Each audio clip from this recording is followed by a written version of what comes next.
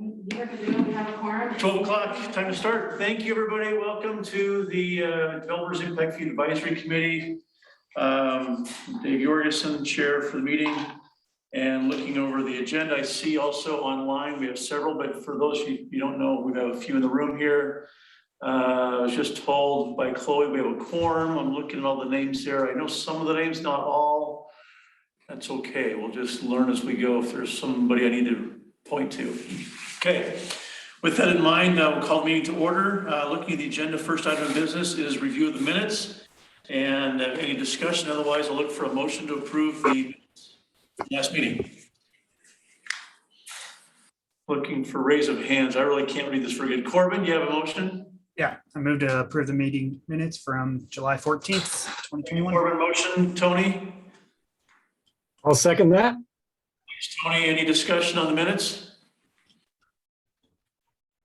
Hearing none, I'll pause just because virtual is so much fun. Hearing none, all in favor say aye. Aye. Aye. Aye. Thank you, motion carries. Next item on the agenda is draft impact fee calculations. And I'm gonna have to keep looking at Chloe here, make sure if I see any comments, feel free to raise your hand. Anybody, if you have comments you wanna make or questions through the process, as well as just wave your hand on the screen and we'll see you that way too. We'll try to pay attention to both. With that in mind, I see Ann Westcott is here with us. Ann, I think it's your turn to teach us about the math, and your turn, go ahead.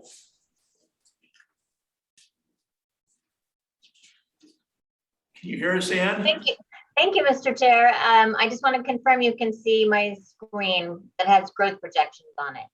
I see your screen and hear your voice. Thank you. Wonderful. All right.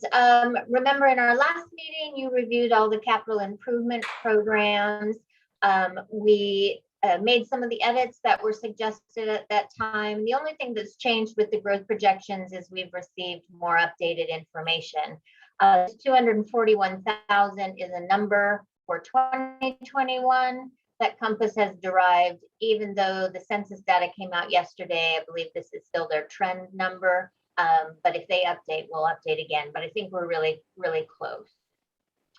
So if there aren't questions about these growth projections, which I believe we looked at last time, maybe I'm not correct. Did we look at these last time? No, I don't believe we did. I don't. I think it's new to me. Okay. Sorry, I had this exact meeting in Nampa yesterday, and they're a month behind you, and I can never remember what I'm doing. So, That's all okay. right. Go ahead. Well, here is the exhibit of the growth projections that we're currently using. Remember, these are projections. They will change over time.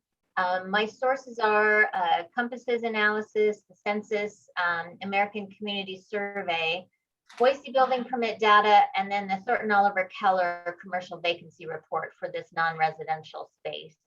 So these numbers, really come from some well-qualified sources. These trend projections are based on, particularly this number and this number are based on Compass's Communities in Motion plan, or their long-range transportation planning, which goes to 2040 and is being updated to 2050.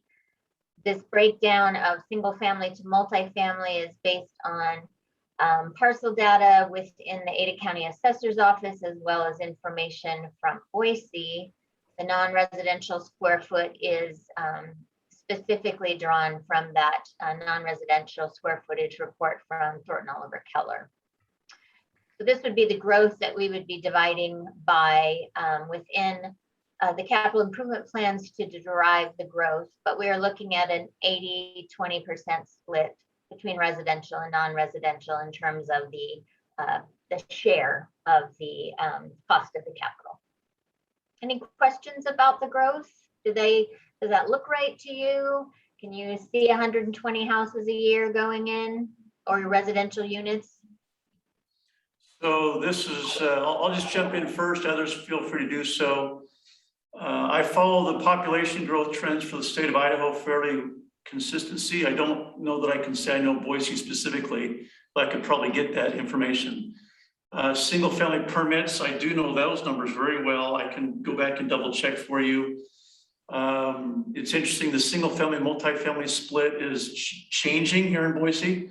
A lot more multifamily than we used to see, and there's less single family, or holding steady, I'll say it that way. I think single family's been very steady for the last 5 years here in Boise. And I can get you those exact numbers, but that's over a 10-year growth projection, but it's been very steady for the last 5 years, single family building permits in Boise. Having said that, the 8670 number might be a little high, and just to tell you, based on what I've seen over the last 5 years here in Boise, but I can verify that for you. Multifamily, frankly, that might be a little low. Based on what It may just be, it's a shifting perhaps. That's my comment to you. Correct. Secondly, the other comment is in total residential, the 12,000. Can you move your cursor for me, Chloe? Or that's Ann's cursor, thanks. 12,366 for the net growth. It looks like on all your growth projections, if I saw this right, Ann, it was a 12.67% growth rate over the 10-year period of time, which may be correct. I don't know, but that's just an observation, just factual basis. And my comment would be is that correct or not, historically looking back? And it's probably close. Frankly, it might be a little low. Admittedly, it might be a little low. And I don't know how that affects your bottom line numbers. I'm more about doing the math and the formula and then figure out where the numbers go later. But my observation is Idaho is the fastest growing state in the country for the last 5 years. And we're averaging between 1.5% to 2% as a state. This last year was over a 2% growth rate for the entire state. I don't know about the city of Boise though, so I can try to figure that number out for you, but that would come from the Census Bureau typically. And what I took was, I first take the census 10-year and see what the annual average was, but I also took building permits by year over the last 10 years, and the average was 1.3%. And that did also happen to line up with what Compass had projected in terms of households. So I think Compass and I are both conservatively at about an annual 1.2, 1.3% growth. And that's consistent with the average if I take out the highs and the lows of Boise's residential construction over 10 years. But Dave, really any information that you could give me to double check would be great. Happy to do that. And again, it's just about understanding how you got your numbers. And again, like I said, maybe the splits on the single family, multifamily might be shifting and continue to shifting more towards multifamily. You can see that based on permits you're seeing in the applications to the city of Boise as well. I'll pause there. I won't have any further questions on this slide. I'll open up to the group. Corbin, you're off mute. Did you have comments, or does anybody else have any comments on this page? Yeah, I'd go comments. I could see Boise itself growing a little bit slower than the state. It's because of one, cost, but two, there's not as much land, correct? Meridian, Star, I heard Star grew by almost double in the last couple years, whatever that census was. So it's just a little bit harder to build in Boise compared to out in the other areas. And usually when people say Boise, they kind of include all the Meridian, everything else. And yes, that's where Treasure Valley is blowing up. Yeah, that was my comment. Corbin, I appreciate that. And I know that when you hear from other analysts, they talk about the center of the Treasure Valley, the center of the population is moving further west. So I agree with your comments there. Mr. Chair, if I can. Please, Ann. Yes. If I can just add that is absolutely true. When we look at the county-wide growth, it's higher. And if I'm looking at those smaller suburb areas, Kuna, Star, Eagle, significant growth. Obviously, a percentage of a larger number doesn't make as much difference. And also, we'll get to the point of the fact that the growth in Boise is not as fast, but the costs are the same as anywhere else. And that's what's going to drive the takeaway of today. So. Understand. I don't see everybody else's based on the screen layout, so I'll just ask if there's any other questions or comments from the group here. Can you scroll through, Chloe? I don't know if there's any other names. I have one quick comment. This is Tony. Yeah, go ahead. Thank you, Dave. So it seems like And I was looking at the methodology and I like the 1.2% annual growth rate. I think that makes sense. I think it's 50-50 whether that number is a little high or a little low. And the factors that are going to make that determination are really uncalculable at this point. Obviously, if we do get a higher growth rate, we're going to increase the divisor in the numbers that we're looking at later on. So that does play a big impact. Correct. I mean, yes, I mean, there's obviously some space in which we're not really sure, and probably in the next 2 years, we really see where that multifamily shift went. You will want to update these numbers. But if I err on the side of being too conservative, the denominator is lower and then the fees are higher. So not that we want to falsely manipulate the fees, but just understanding that, yeah, we're trying to find a reasonable balance between too high and too low and understanding how that impacts the fee calculation. That makes sense. Tony, good comment. Appreciate that. Any other comments or questions for Ann on this slide? Jill, did you have something? Nope, I think it looks good. I think that, I mean, I think it's easy to say, oh, the numbers aren't calculable, or we don't really know what's going to make a change. I think that's why she's looking at a 10-year, 10-year history and 10-year projection, because all we can go on is the data that we have and make projections based on the information we know. So I think it looks great. And one question maybe you could help me with here, and I bet I have the history of it, but I don't have it on my fingertips. But the city of Boise has done this analysis. Clearly Compass has done this population analysis 5 and 10 years before. So the question I have to ask is, well, how close were they 5 or 10 years ago to today? That's a great question. I didn't spend a lot of time on it, but it looked like in the last update, it was a more conservative projection. So this has picked up a little bit over what we thought 5 years ago, and that's, I think, wrestling with post-recession. It's hard to remember which recession I'm talking about, but yes, I think I remember looking at them and thinking that seemed a little lower than what Compass had updated then years after that. Okay. Thank you. That might be something just for consideration as we're finalizing the numbers. Sure. Okay, let's move to the next slide. All right, so you did see this capital improvement plan before. I know the chief is with us on this call. Explained the necessity for keeping our level of service consistent by hiring growth-related officers, and that also the chief was recommending to the administration that we increase the level of service as the community continues to grow and have different degrees of complexity. So last time you saw this, I was using guesses of growth, and it was 80 officers total, but it is now reduced a little bit because the population number was a little bit higher than I thought, which made the level of service per thousand a little bit lower based on how many FTEs we already had. So you can just see that the update is 43 growth officers, 37 increase the level of service officers. That makes this number of square feet impact fee eligible and this number not. I believe we will have a presentation by Rob Boosfield on the property, the overall city strategy around long-term storage and facility space. But I can just tell you that property and evidence expansion and relocation, I think you're aware that they've been deficient in that, like evidence floating in water for a very long period of time.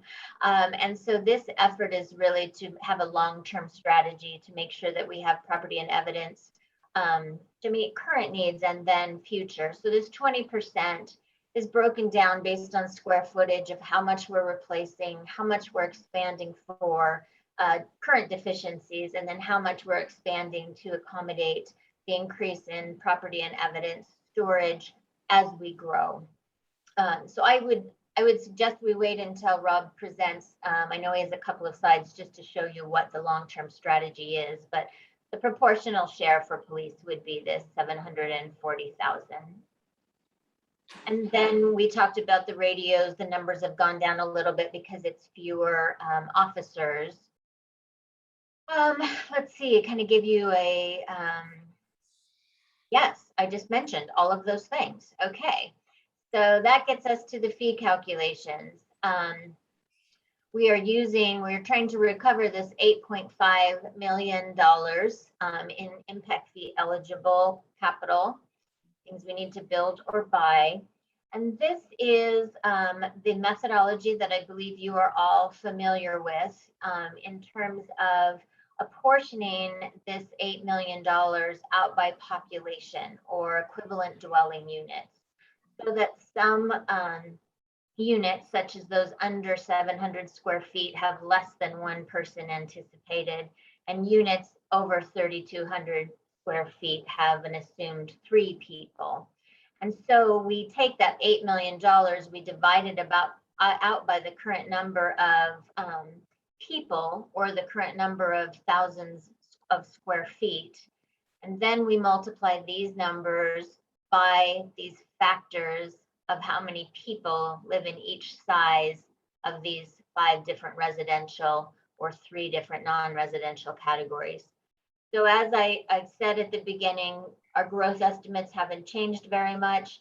The cost of construction is anywhere between $2 to $4 million, 2 to 4 times more than it was 5 years ago.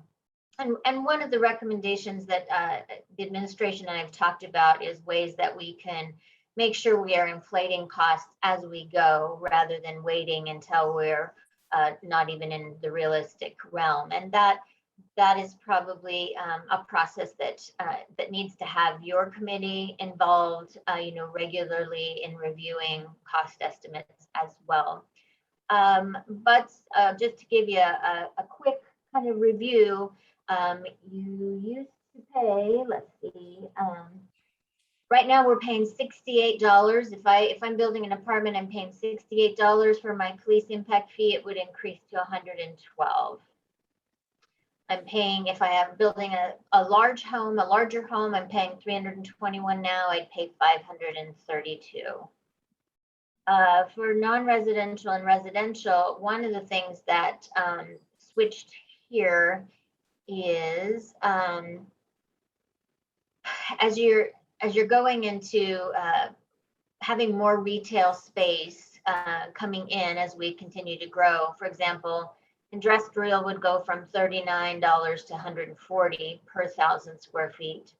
Retail would go from $335 to almost $1,200 per 1,000 square feet, and etc. So that again is just the math. This is the first time you're seeing it. There are always a lot of changes that happen that do affect these numbers, but I just want to make sure that everyone on the committee is familiar with this methodology and that this makes some sense. Thanks, Ann.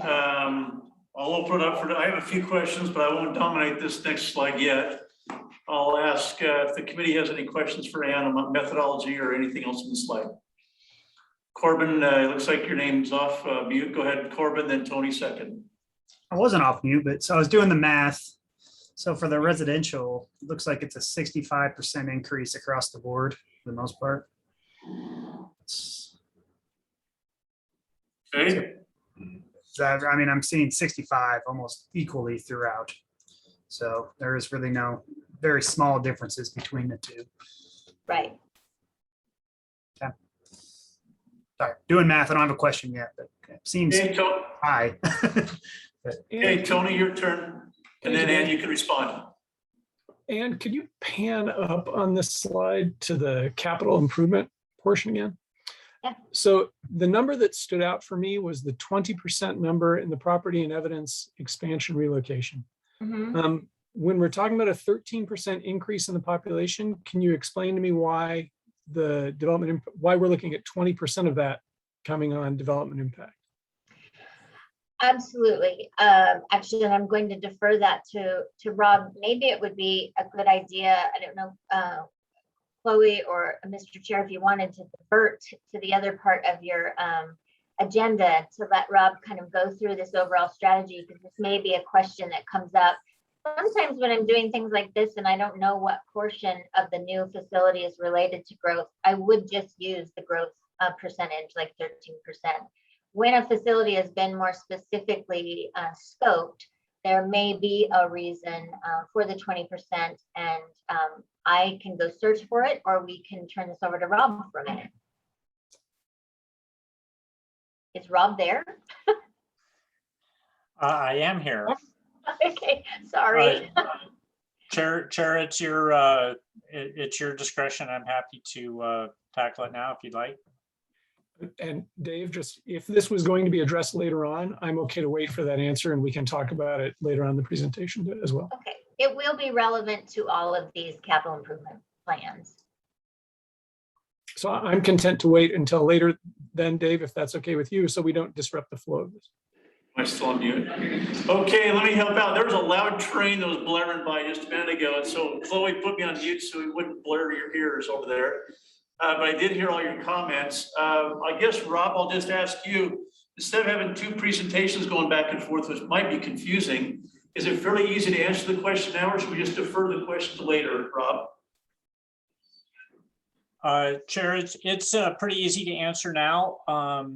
Hey, go ahead. Okay, so first to introduce myself, Rob Bosefield, Boise Public Works. I'm the facility program manager and have been involved in planning, design, and operation of a lot of our city buildings. You'll hear a little bit later from me. We've done some planning about the future needs of some of these support facilities. And really where it loops back to this is probably the easiest way to answer it is that there's an existing deficiency about the types of spaces that we have in many areas. And so the portion that's tied to growth is often a little bit difficult to address, but there is a little bit of catch up with a lot of these. And if that helps for now, happy to expand on it, or I'm also happy to touch on that a little bit more later on when I present.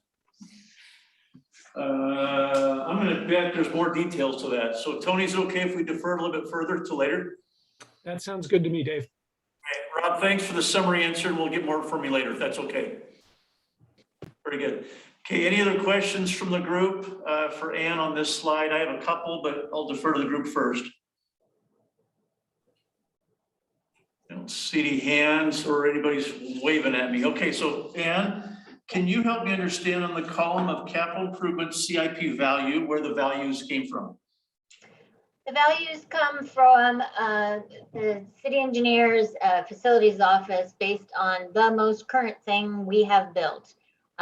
In this case, we are not including land for the first 10,000 square feet, because the general idea is it would be an expansion of that downtown micro district for which there is also already land.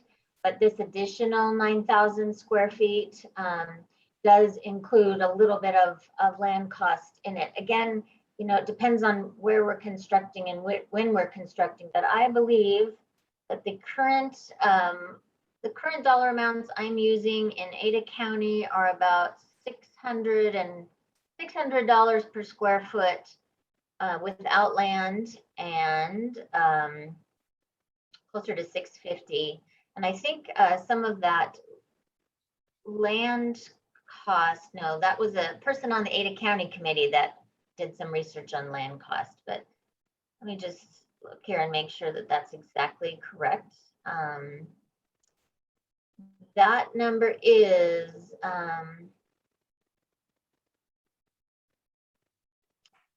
no, that one does actually include land, because let's see. Yes, it does include land because they will need to expand that micro district. And it is, sorry, I'm going back and forth.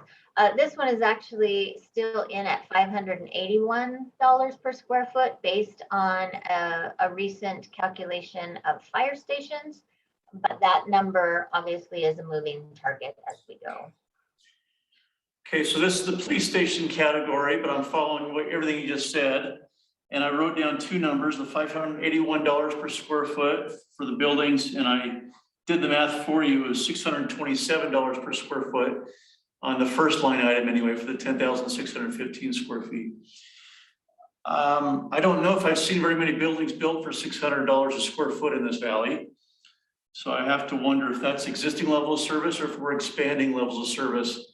And if you're telling me that the city's already has and currently maybe owns, or the replacement cost of those buildings is $627 a square foot, I'd like that information. Can someone in the future provide that to us? Certainly. I mean, we can give you actual bid documents and construction budgets for the recent facilities that have been built throughout the Treasure Valley. Those are the same numbers I'm getting in Nampa and Meridian and Ada County.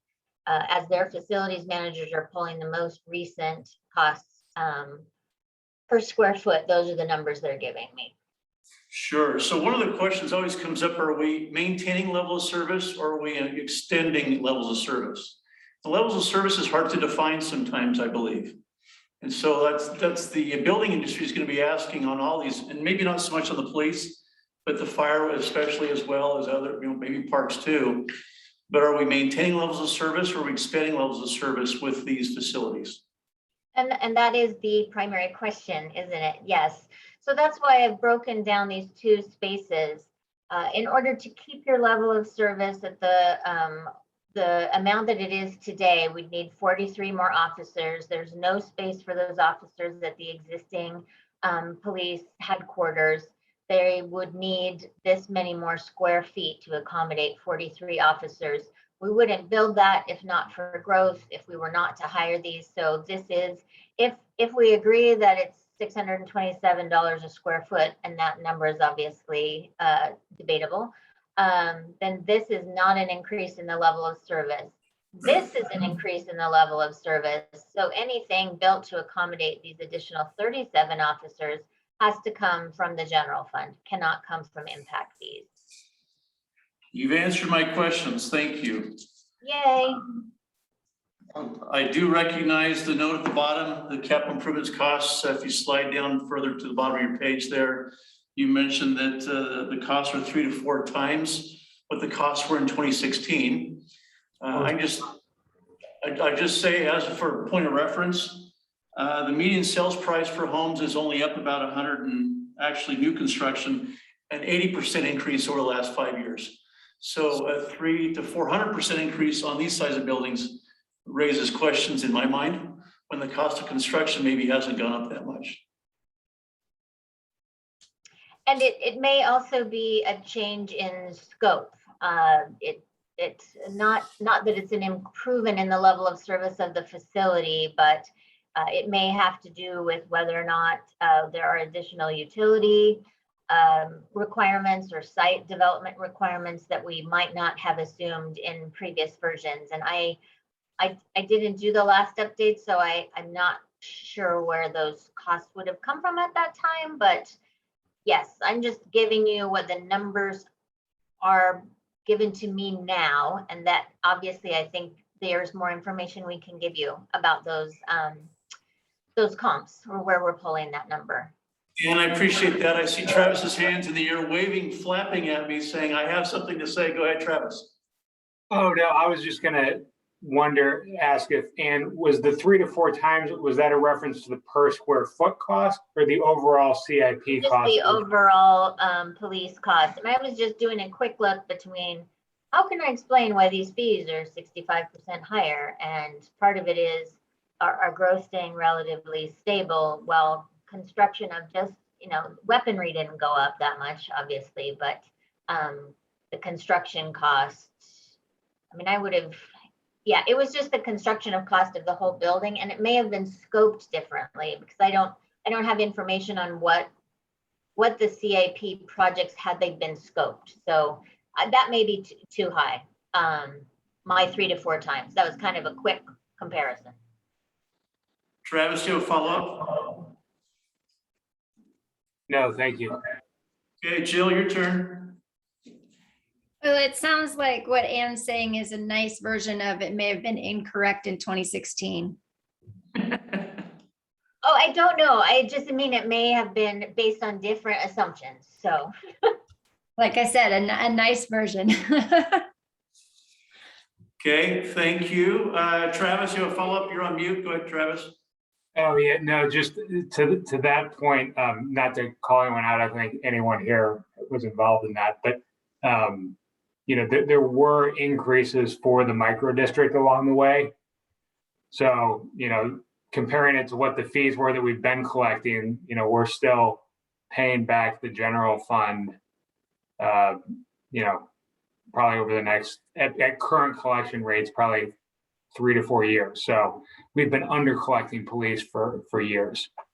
Yes, that was basically my point. Not to say, is to say that, yeah, it's not that Anne's costs are, it's, I think, making the projections, making things a little bit more accurate than they may have been in the past. Agreed. Thank you, Dave. yes, I'm trying not to undervalue things, just because I think the city sort of got into we don't have enough money to complete the CIP situation. Well, I think I would add, and I think that's what everyone's trying to do is understand what the real costs are. We all understand there's been significant cost increases. Inflation is real over the last, in this case, 5 years.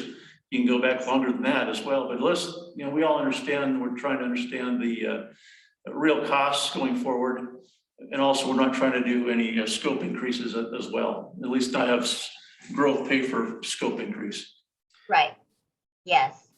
Yes. And I ask for documentation whenever my clients tell me what their per square foot, and I saw the documents and that's what it costs. But I don't know, maybe things are just built differently in cities buildings than in your business, Dave. I don't know.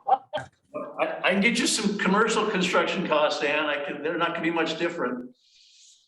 Well, Okay. ours are fancier, maybe. Okay, if you want to debate fancy, we could do that too. But anyway, this is a great discussion. Any further discussion on this slide from the group? Yeah, Dave, I had a quick question on your Go ahead, Corbin. your comment that you said 627 didn't seem right. Did you expect that to be lower or higher? You didn't say. $627 a square foot is pretty high. Pretty high? Okay, I just wanted to, that's what I was thinking you thought, but one double check. Thanks for clarifying. I don't know what they put in their buildings, so I'm going to hold judgment for now, but I just say it seems a little high to me. Okay, next slide. Let's go to fire. Sorry, one more thing. Would that include? Sorry, go ahead. Yeah, so would that include some of the, like that fancy truck thing that they have to, or is this just construction? That is what I meant by fancy, yes.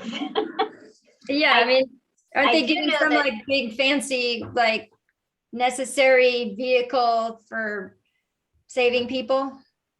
It does not, well, no, I mean, this mobile command unit, but I mean, there are components of building a police station that are not normally required in commercial construction that have to do with some pretty severe security requirements from the federal government. And then, there are some, there's an armory in there. And so, yes, I can see that there are some differences, but I think that we can come back to you with some information that might explain those differences. Any more follow-ups on that, Jill? I have one more question. Go ahead, Corbin. Make sure I'm understanding the current verse, increases to the draft amounts, because we are looking at 65% increase. If you go down one more slide to this, so the current versus the 2021, 65% increase to basically all of the residentials, and then about a 257% increase to the non-residentials. Is that actual increase going to happen? Or is it just what needs to happen? This is just, so think of it this way, as this is the first time for me telling you, here's what our level of service is, here's what the city believes it would cost to build or buy what's necessary to keep the level of service constant. And if that was the numerator and the denominator, this would be what the new fees would be. And I would say throughout the entire state, all of my clients, because of cost considerations, if you're in CUNA, for example, your costs are going up, but your growth is also going up faster than I predicted before. So there may not be as much of a difference. But all of these data assumptions are really just being presented to you for the first time today. I would expect there would be a lot, you know, anything you change in the CIP will change the fees. Anything you change on the growth side will change the fees. All right. Perfect. So basically it's a warning of what could be to come. Okay. Thank you. It's probably a worst case situation. I mean, it's probably a case situation. Yeah. It could get worse. I've seen it go up too. It's one case of what it could be. Yes. You want to move to fire? And when you go to fire, can you also explain at the bottom, so I'll give you a little more time on this as well. But down in the lower section where it splits up by 5 categories by square footage, one of the questions I have is, are these maybe the square footages we should be using? For example, does each of these sections represent about 20% of the permits being pulled? And that's what we analyzed before. That's how they came up with those ranges. I don't know if that's true today. You can analyze it later, obviously, but that's one of the things to make sure you're trying to capture 20% groupings approximately, not exact, but approximately, not just have a big old gaping hole on one end and then your calculations don't work again if you're not quite there. So with that in mind, I'll let you. So with that in mind, I'll let you go on fire and answer that question too, if you'd like. But yes, to that question, that is one of the pieces. This is not a methodology I normally use, so I've really been working hard to try to make sure that I could substantiate all the pieces. And that's one thing that Travis and I have talked about, needing to figure out if that, you know, average 20% split is right, because I may need to load it, you know, a little bit differently, but that research is ongoing. We will get back to you on that. Thank you. So fire, this is police.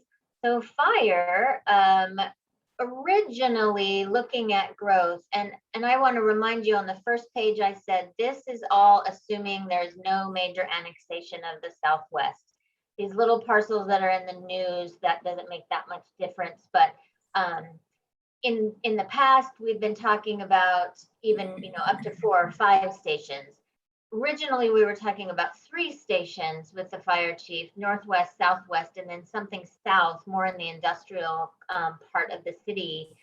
The chief has suggested that we defer this south station here, not only because we're cognizant of the increase of cost of these stations, but just because we could check in another 3 to 5 years and see where we are in reality and not load it up too high. But the big difference you're going to see here is that, Travis, I don't have the last study in front of me, but I think we used to say you could build a station for $4 million.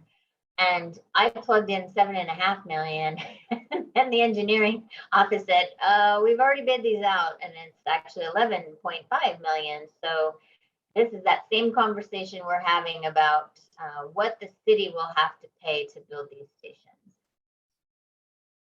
Then you can see the ladder truck, the 2 engines for 2 stations. They'll be adding more inspectors in order to inspect the continued growth in building, and then a quick response vehicle for downtown growth. So instead of building another station downtown, providing another bay, for example, probably in station number 5 or about there, can allow less emergent calls to be responded to by a quick response vehicle and not pulling another engine into the station. Then this logistics facility is the discussion of the fire training facility that is down on Shoreline Drive, sitting on very valuable real estate. The city is considering repurposing that real estate for something that has perhaps a higher and better use.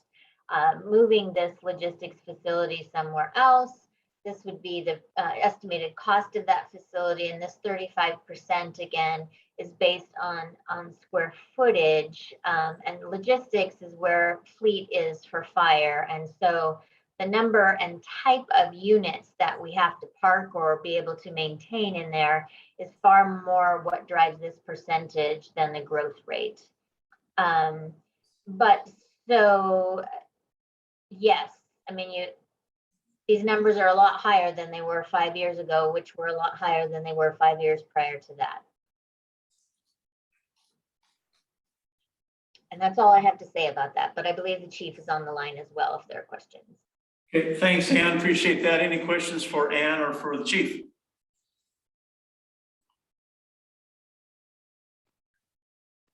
Don't see any hands raised. So I'm gonna have just a couple questions. Can you clarify for me, Ann, the logistics facility you're just referring to? Yes. Currently there is an existing facility, and I think I heard you say they want to move it to a new location. Is that correct? Right, which is why it wouldn't be only a portion of it is growth. So they're relocating it because they want to use the land in a different way. The logistics facility is currently deficient. This is the same situation as property and evidence and police. So they already know they need to make it bigger than what they have now. Plus, they're adding on to be able to provide the fleet maintenance for the fire apparatus as we are growing. You know, this is 1, 2, 3, 4, 5, 6 new units as we're growing. And as calls for service increase, we're putting more miles on the existing apparatus. So just their calculations of what it would take to provide additional base space for the logistics facility. And again, Rob's going to go over this in much more detail. So let me just follow up with that. If the facility, the existing facility was paid for by impact fee dollars, and I don't know if it was, but if it was, it was not. No, that facility is older than I am, and I'm pretty old. So no, we did not have impact fee facilities. We're not comparing our tree rings to you, and I appreciate that. Okay, thanks for clarifying that point. Likewise, on the capital improvements plan, I'd like to see some backup data, how they got to 11,500 per station. Not every city is paying 11 million. Not every city is paying 11 million for fire stations in the state. So I'm curious to see how they get to that number. And my last question. I would say that I know Caldwell's, sorry. No, go ahead. I know you know all of them, but I've talked to a few. And about, yeah, I think Caldwell's in about 3 years ago was 8 million, and Chief Niemeyer would probably know. I think Meridian's was maybe 9 a couple of years ago, the last stations that were built. So yes, I do have clients, you know, in fire districts in more rural areas that are maybe at about 4 million now, but it's sort of a different level of service as well. And I get it, sometimes it's what's inside. Again, that's the scope. Are they the same stations they have today? Are we building nicer, bigger stations just because we can, with a little extra gold plated on the front? Michael, I'll get to you in a second here. We can get that data to you, definitely. Likewise, overlap of service. Before I get that, Michael, I'll let you ask your question. Go ahead. Thank you. Was curious about logistics facilities. Is it feasible to combine logistics facilities for, you know, just general fleet maintenance, fire, police, so that they could be all under one roof, maybe one big roof, but maybe there's, you know, less costs? Is that something that's feasible, or do other municipalities do? Michael, excellent question, and Rob will address that. The fact that I have them on each of these CIPs does not mean they're in a different location. It just means Okay. I've pulled out the part that's related to each of these departments, and Rob will show you the whole kind of master plan that shows the different options that they've looked at, and I do believe some co-location has been considered. Thank you. Thank you very much. Good point. Thanks for the answer. Any other questions for Ann before I follow up with my other one? Okay, I don't see any. So it just be a point of clarification. This might be for Chief Niemeyer. The 2 new stations. I know one of the things that I know there's been discussions between his old city and the city to the south of Kuna, and that is where the station that's just recently being built in Meridian, or soon to be built, there's 2 different ones, actually will benefit some of the areas of Kuna, and that's from what the Kuna interim fire chief has told me. So with that in mind, I know that Boise's doing the same thing as they're growing to its outer limits, service is needed. And so there's no question about as far as is that station needed, but will Whitney or some of the other fire areas benefit from some of the stations being built here? And I don't know about, now we're getting inefficiencies versus efficiencies here, but it leads to just some questions about Boise paying for someone else's benefit. Is there any answers to that question? Chief Niemeyer, are you on the call? That's okay, Ann. I can ask him later on that. Yeah, and we can come back with that as well, because I think the countywide master planning of stations is important to look at, absolutely, when you're talking about these facilities. Thank you, appreciate that. Yes, that question about, with Whitney, do we annex, do we not annex? Depends on who pays for it. They don't collect impact fees right now, but yes, we can come back with more information on that. Thank you. Again, thank you. I appreciate your help there. Okay, we'll move on to parks. I see Jennifer is in the room with me, so at least I know she is here in case you have any specific questions, but Ann, go ahead. So in the park CIP, you have seen this before. There were some areas where I, made some changes and updated things. We have some years in here. We have worked more with these acres. The current cost per acre to develop, to buy land, and in some of these cases, land is not needed. It may be currently owned but undeveloped land. And then also, let's see, what else did I change in here? There was some more specificity on costs in here and on the pools. This is another one that Rob will talk about, the relocation of the central shops. I think that might be the biggest difference. Oh, no. So I have, I've done it this way, which is by year. And then I've done it this way, which is by planning area. And they actually equal the same amount at the end of it. Congratulations. That was a happy day for me. So the point of doing it that way is then to give you this exhibit, which shows you current level of service by those planning areas and in total, and then what would happen if we built this CIP, what the resulting level of service would be. It goes up or down a little bit in some of these, but if this CIP were to be built, the overall level of service decline over 10 years would be not terribly significant. And remember that that Jennifer has talked a lot about how we're not focused as much on buying 50-acre parcels and greening them up. We're focusing a lot on connectivity, on trails, on greenbelt connections. And so you may see the acreage going down, but that doesn't necessarily mean that the level of service is actually decreasing. We may just be defining service differently as we go forward. That gets us to this number. And I believe that probably all of your questions, again, these exhibits totally relate to our growth projections and our costs for parks capital. And the growth projections by planning area were given to me by Compass, so they are updated. Okay, Ann, thanks for that. There's a whole lot of information in here on parks. I'll just open to the group. Who has questions? No questions? There's no way I'm gonna let Jennifer off that easy. I was gonna say, come on. So I'm gonna throw one out there that I just didn't see on here, so I don't know the answer to. But first of all, Ann, thank you so much for having the improvements split out on the two different sheets, one by area, one by types of improvement. Very helpful to just kind of see what the plans are. And congratulations on getting your numbers to match. That's good effort. So under, I think it'd be under West Bench, but McDevitt Park, is that in the West Bench area? It is, but it is a regional facility. So it's regional. That's okay. Thank you. So is it listed in here? It is not listed in here. Why? That's a really good question. Not to be a hard question, just, No, there's a reason why, I'm just trying to remember. you can come back later if you, yeah, that's fine. And So and the- we can't really hear Jennifer very well, or at least I can't, so. I'll back up and say, my question was about McDevitt Park, and she clarified that it's a regional park.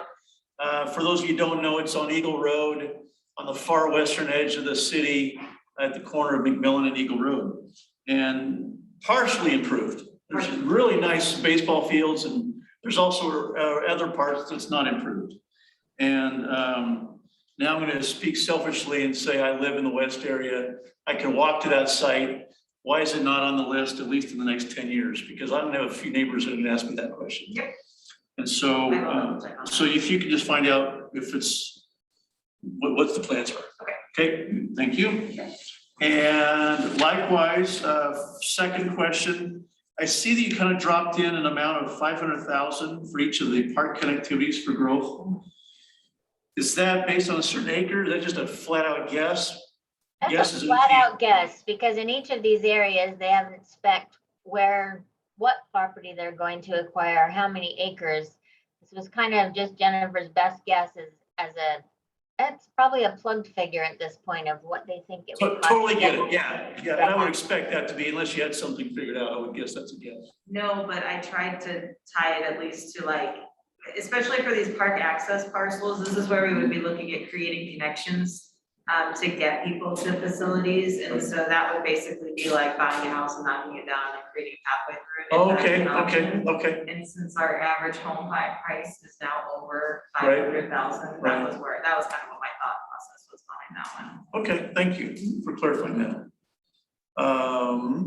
Very helpful. I know there's logic to it, I just only see numbers. So. I'm glad you think there's one. I know there's a lot of work behind this.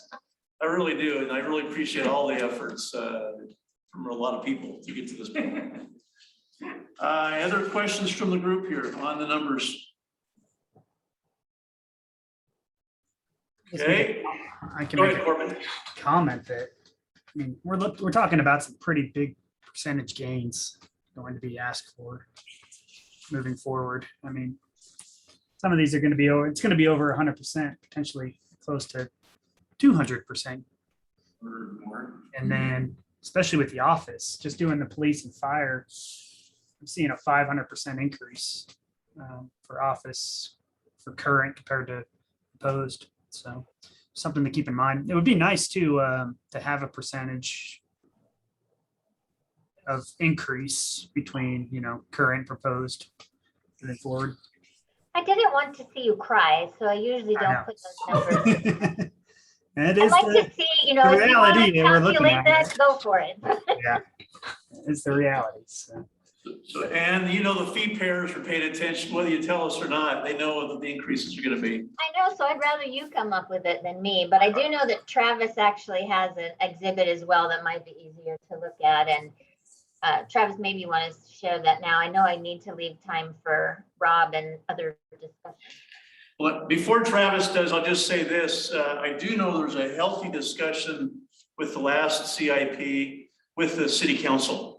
And so what I mean by that is that these are the maximum numbers that can be charged, but then the city council may choose to provide incentives for growth in other areas, or for at least for the affordability side for the smaller square footage units. And the city council made that decision last time, is to lower some sections to encourage growth in certain areas and or smaller square footages. So because of that now, we might see some greater percentage increases because those other areas were reduced to accommodate incentives. And that's the reality of the way the math works. You come back around and then we get to deal with it a second time. So having said that, are there any further questions for Ann on this or the entire presentation Ann's given?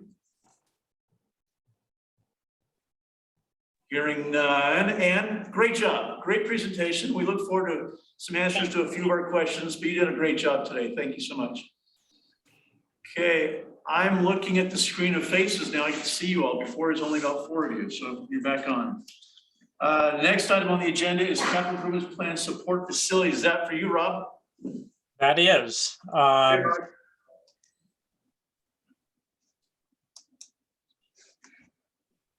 Okay.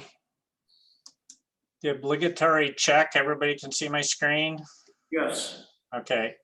So I had understood there were some questions just about, really, we've already touched on kind of the three kind of back of house, more support facilities that showed up in the CIP plan. I just wanted to do like really high level overview of kind of how those came about, came into the discussions. I'll try to loop back a little bit about how we came up with the percent for growth. Really, as much as anything, just want to provide a little bit of information, give you an opportunity to ask questions. The support facilities, we think of as, again, we've really talked about the fire logistics, the park central shop. On the police, I wanted to clarify a little bit, is the title in the CIP is property and evidence, but I did want to clarify the facility that really is at play in the numbers. It's partly about evidence, specifically kind of the large evidence.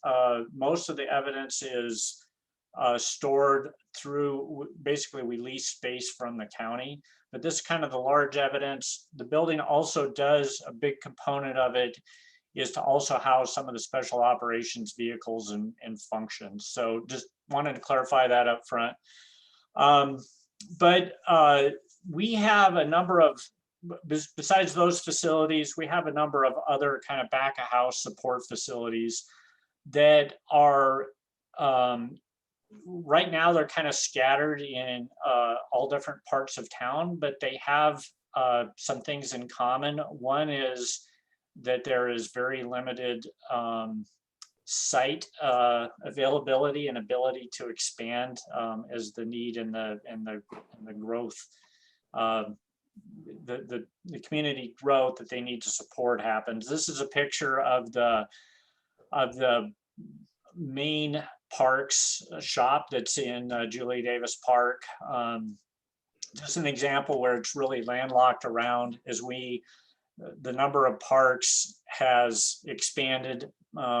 Jennifer's team has figured out different ways to operate with like little different satellite facilities, different operations at different places. And what we realized is that it really made sense to think about what's a long-term strategy for us. So over the last couple of years, we did really try to develop a long-term strategy. We really looked at the needs of where we're at. Where do we really think we need to be? We used a 20-year planning horizon, which when we get to the growth allocation discussion, that will be an interesting topic. But we tried to figure out where do we think we might be in 20 years. Then we looked at different options. I think there was a question about this before, but we looked at, should we keep facilities where they're located today and try to expand them? Should we gather them all up into one central campus? Should we move them but try to optimize the location? Really try to kind of look at those look at those different strategies enough to really understand how they would play out, both from a functional and a cost perspective. And we compared them against each other with using a multi-criteria analysis, looking at not only the cost for the different strategies, how well does it play out with for the function of the facility. Also tried to look at things like the impact to the land use. And really from that, we came up with a recommended strategy. And that strategy, we called it the hybrid strategy, because what it really envisions is that we establish a new campus. We think probably west of the airport is the right location from both looking at both the land use, but also a operational drive time perspective. But the concept is that we would over time start to relocate these back of house facilities to the new campus and get them get them collected up in one location. And that's for the larger facilities. We talked about the park central shop. We've talked about the police storage, and we've also talked about the fire logistics. All of those would go on the new campus. There's some other things that would happen there. Right now we lease different storage facilities for some of our records and those kind of things. We would also be collecting those things up. Some of our smaller shops, such as our radio communications shop and facilities shops, that we're thinking might make sense to move closer into downtown to, again, kind of minimize drive times. And we think that that's much more feasible to locate those operations closer in without an impact to the land use in those areas. And we think that this strategy both addresses the operational needs, gives us room to grow, and to really kind of, as we've kind of, it's been a long time since we've touched these facilities, and it really allows us to kind of step up and really sets us up to support that in the future. And I think, as Ann alluded to, part of what drove us to this strategy as well is it really sets us up to better use some of our existing sites to be redeveloped for things like housing. Now, all of this is, I keep using a travel planning analogy. In all this planning, we are kind of at the high level concept of, I keep saying we're deciding where we're gonna go on vacation next summer, deciding if we're gonna go to Hawaii or the Oregon coast or Alaska. And we've kind of to the point where we've decided, yeah, let's go to the Oregon coast. And really what we're doing right now is to really take it to the next level and really develop a detailed plan, including really dialing in the needs for those, how much do things cost, which facilities we would want to relocate first, and really kind of dial it into, again, instead of a concept of, okay, next summer we're going and here's what we're going to see, here's where we're going to stay, we're getting reservations, really taking it to making it real. And we anticipate finishing that planning work in June. And what we're anticipating that we would immediately start to roll into design and starting to move some of these pieces out. Again, exactly which one happens first, second, and when will really come out of this planning effort. Super high level, I did want to touch a little bit back on the needs assessment piece.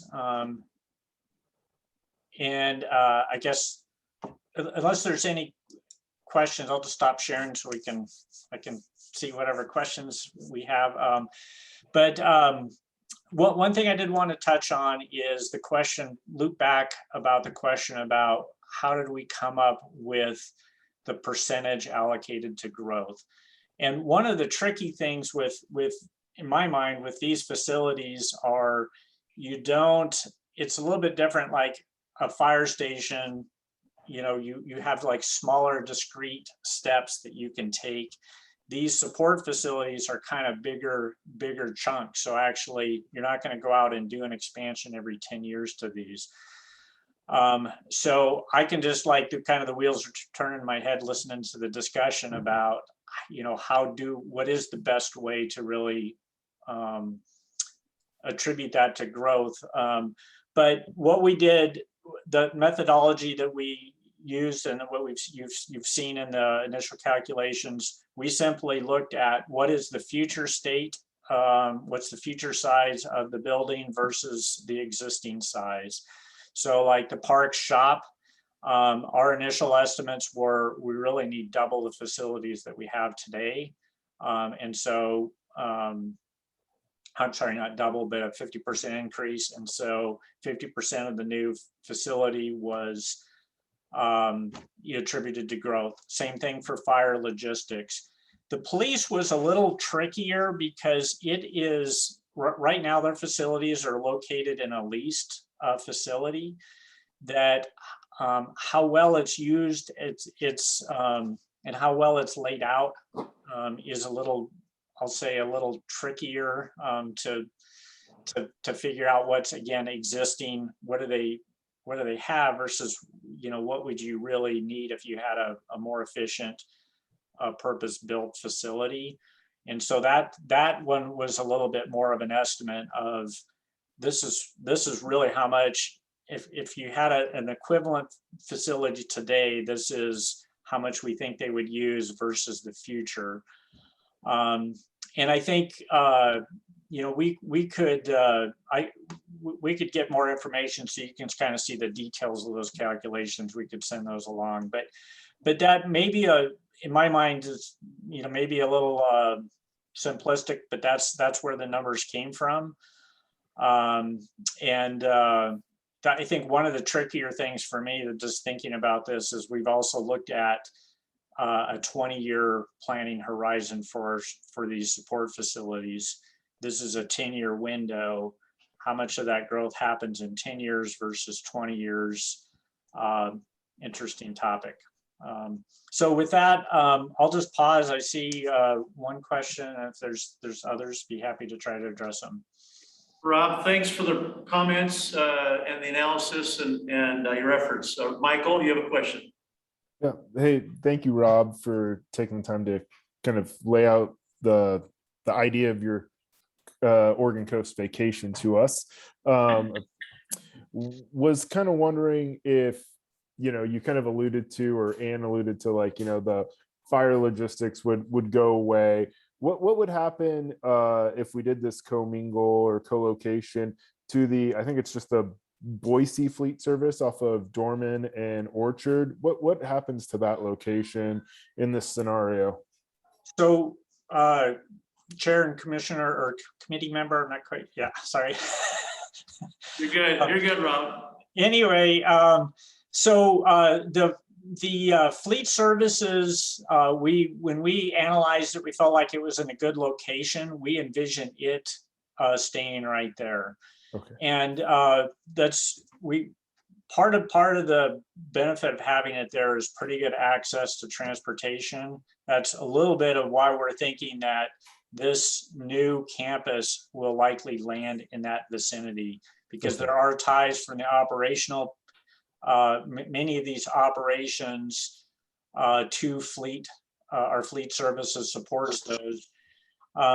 And exactly where that's located, is it across the street, is it down the road, how closely should we tie this together, will be part of that, part of this planning effort.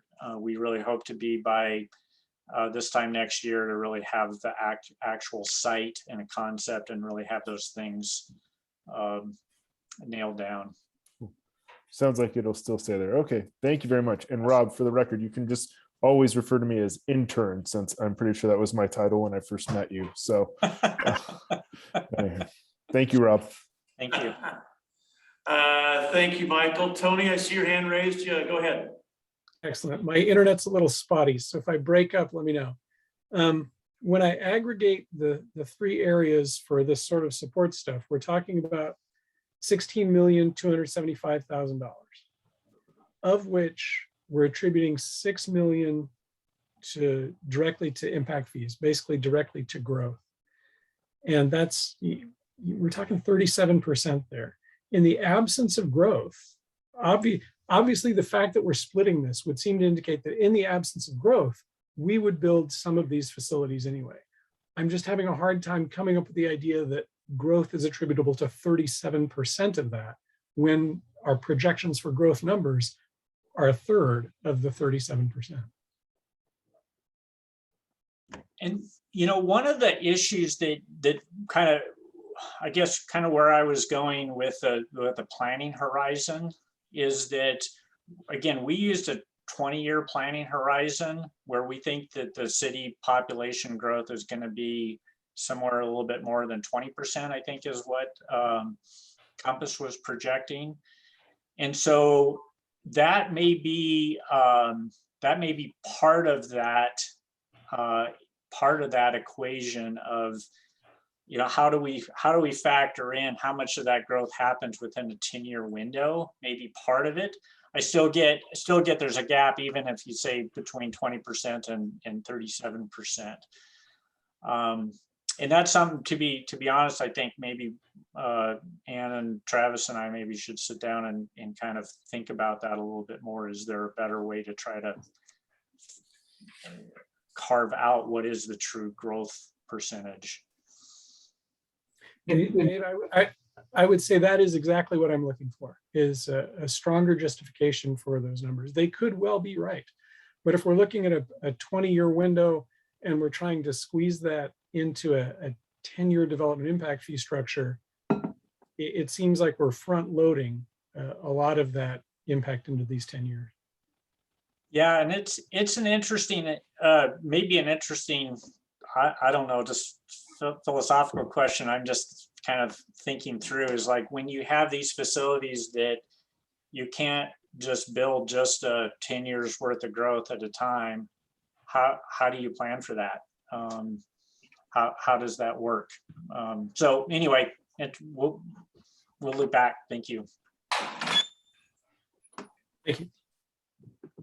Thank you. I saw, sorry, Jennifer just had to leave, in case you didn't notice. Jennifer had to leave. Also, really quick, we do have a wedding that is heading up here this afternoon, so we gotta be out here at 1:30. Well, they better have treats for us. Ann, your turn. I see your hands raised. Go ahead, Ann. Oh, you're on mute, Ann. Thank you, Mr. Chair. I just wanted to comment on that. In some cases where we are unsure of if it's a 20-year facility, we can take 50% in the first 10 years and remember to take the other 50% in the remaining years. So further digging into this will give us, but that is the way I sometimes deal with it, is to amortize it over the 20 and just hope we remember to do that. And is it also fair to say, I know that's true with the fire, I know fire chief's not here, but he can back me up when I say this. The city of Meridian, for example, they were struggling with trying to build 2 fire stations at one time. And do you build all these things in 1 year, or do some of these things happen in 5 years from now, 7 years from now? You know, where is it in the horizon that some of these things get built? Obviously, it depends upon when the money's there and or the city's choice to borrow from the general fund and replenish, like Travis mentioned earlier. And so I recognize those are all mathematical gyrations the city has to go through. So I appreciate, again, Travis, Rob, and everybody's contributions. Tony and everybody, great questions. I think that's really the purpose of this committee, is to help the staff, help everybody thoroughly vet this as we're going through the exercise, as well as prior to going to public hearing, because we want to try to avoid and actually have a well-founded process instead of lots of arguing, which there will be anyway, but try to minimize some of the debate in front of the council and the mayor. Great discussion though. And again, sincerely, Rob, thank you. Anything more you want to add, Rob, with your presentation here today? No, I appreciate the opportunity to chat and learn a little bit more about the behind the scenes process. You're welcome. You outstanding work. Appreciate your efforts. Look forward to a follow-up on that. Any further questions from the committee before we move on to the last item on the agenda? Hearing none. Last item says committee updates. I don't know what that means. I'm just going to ask. There are none. That's just kind of a catch-all. Just an open catch-all. Thank you. I assumed as much, but in case there's someone who wanted to say something otherwise. So I'll open up to the committee. Is there anything you want to bring up or update? Unfortunately, Jennifer's gone. She cannot talk about parks. But is there anybody else here who has any further items for the committee? I see head shaking no, and so no other items for discussion there. Last item on the agenda is adjournment. So I'll look for a motion to adjourn. I move that we adjourn. Thanks, Jill. Motion to adjourn. Is there a second? I'd like to second that. Thanks, Colleen, chiming in at the end of the meeting. Good job. All in favor, say aye. Aye. Aye. Thank you.